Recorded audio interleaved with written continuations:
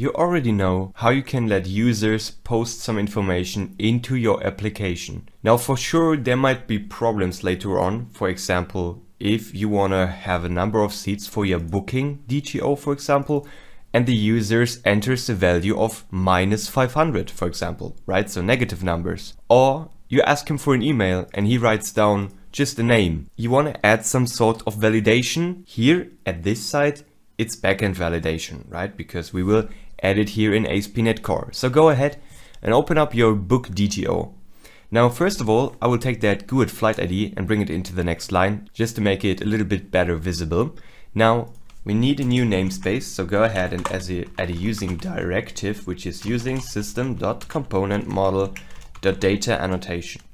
Now, a data annotation for us right now is nothing else than a simple attribute that we can add to a field, for example. So flight ID, passenger email, and number of seats are all required for us to say that the BookDto is valid. So if we don't have a flight ID, we cannot even find a flight. If we don't have a passenger email, we cannot say who is booking the flight, so the information is completely useless.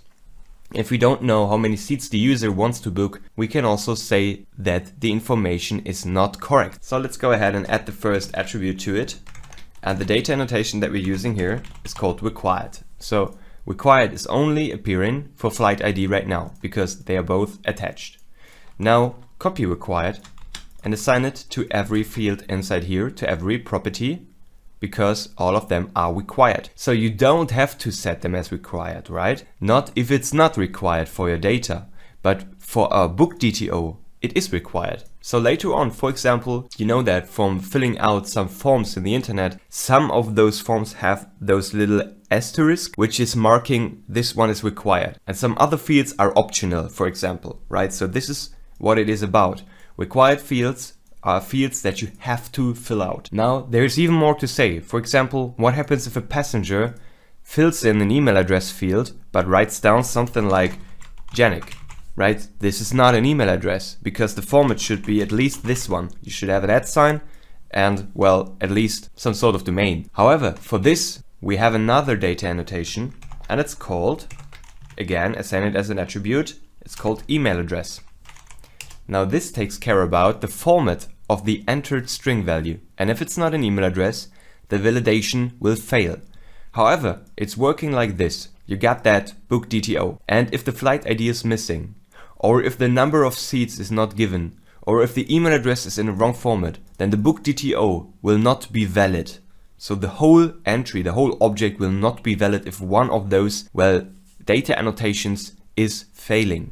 Now, there are still some more data annotations that we want to use. For example, the string length. So this one, as you can already tell, is to define how long a string can be. So let's say at a maximum of 100 and a minimum length of 3, for example. So the email address has to be between 3 and 100 characters. Now, let's move on to number of seats. This is a byte value. So we don't want the user to add negative numbers or values above 255. So let's go ahead and add a new attribute, and this one is called the range. We want to add a lower range from 1 to 254, for example. So if the user enters a value like 0 or -100, the validation will fail and the BookDto will not be valid anymore, and the user will be given an error telling what's wrong. We will take a look at that just in a second. Now let me show you that page here. It's directly from Microsoft System Component Model Data Annotations namespace. Here you can see all of the attributes or data annotations that you can use. You can also find phone attribute, min length attribute, required attribute, you know that, right? String length attribute, and some credit card attribute, for example, phone attribute, so there are some. Now you can also see a brief description, validates an email address, or here specifies the minimum length of an array, whatever. So these are data annotations that we can use to add some sort of validation to our backend. Now let's start the application, save it like this, start it and open up Swagger. When we now go ahead and use our /flight post endpoint to book a flight, and we simply use that example data here. So go ahead and click on try it out. and simply use it like this. You got that flight ID, which is not real good, but doesn't really matter. You got that string, which is not an email address, and you got number of seats, which is 0, so also not a valid value for us. Hit execute. Now scroll down, and in the response you will now see some error information. Number of seats. The field number of seats must be between 1 and 254. The passenger email field is not a valid email address, right? So now we have that 400 response, and you know that 400 error codes are caused by the user, right? So these are caused by the clients because the client has entered some invalid information, even though we're using that REST API here or using it in Angular later on, right? But we are client side because we only have two sides. We have got that server side and we got client side. And as long as we are using a website or whatever or a REST API directly, we are always the client. Now, if we would enter correct values, everything would work fine.